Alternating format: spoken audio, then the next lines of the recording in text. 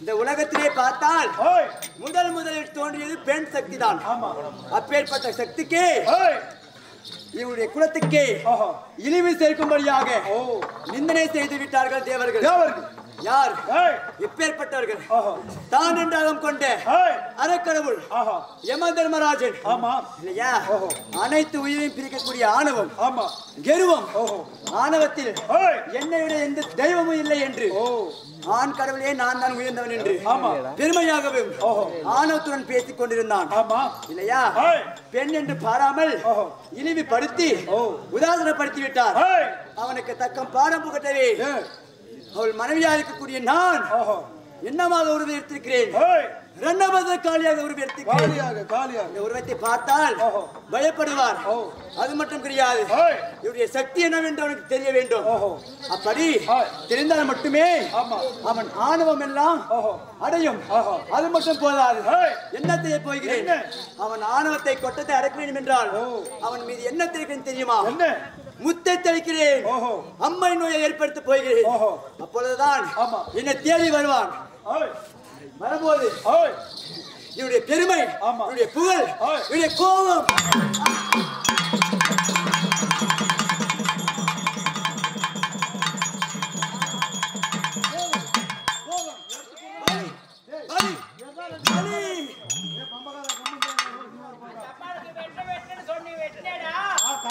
ஊரே வெட்டி பங்கு போட்டெல்லாம் தின்னுட்டாங்க.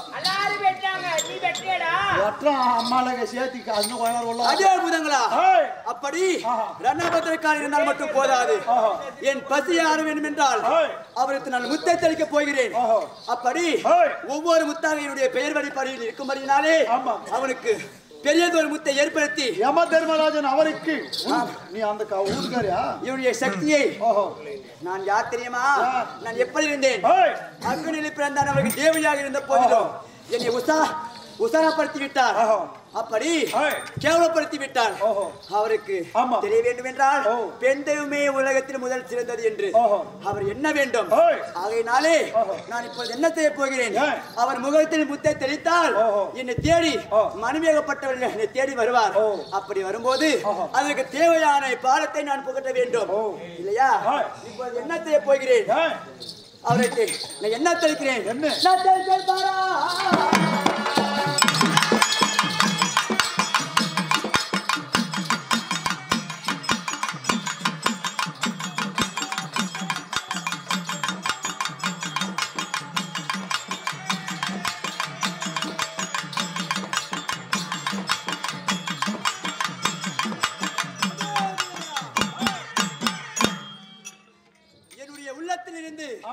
கோபமாக நான் முத்தத்தை இருக்கிறேன் இல்லையா?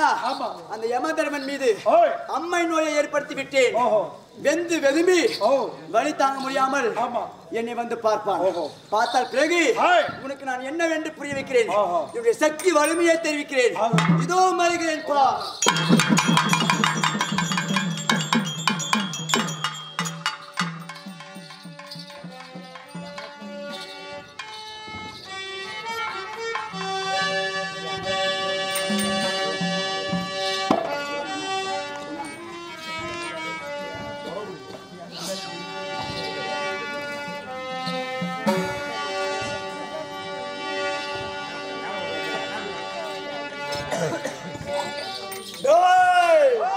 இந்த உலகத்தில் ஆண் தெய்வமே உயர்ந்தது.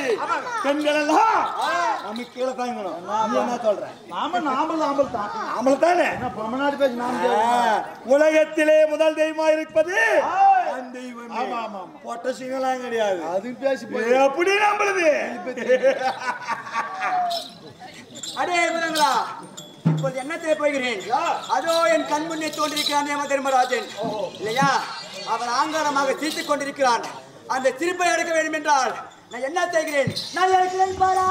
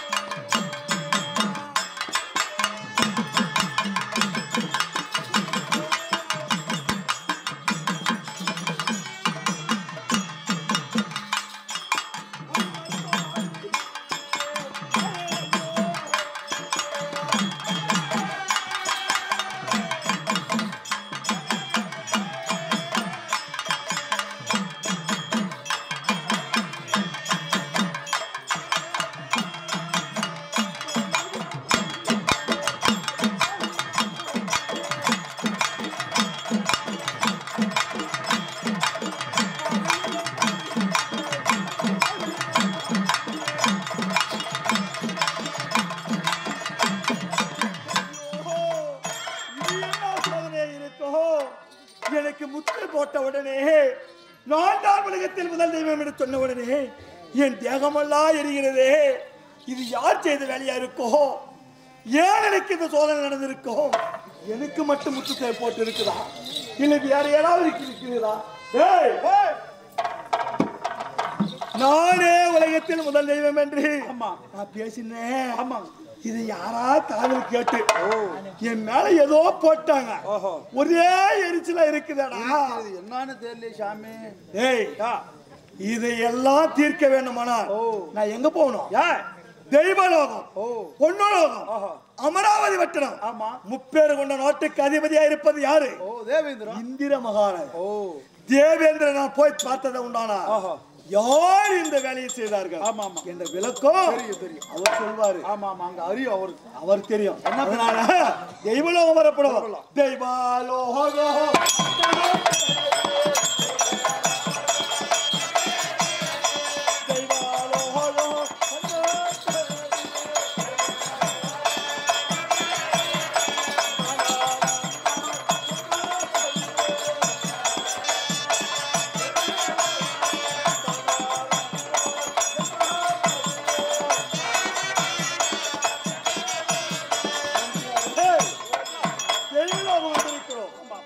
நம்ம பார்க்கலாம் என்ன நடப்பது என்று அவர் சொல்வார்.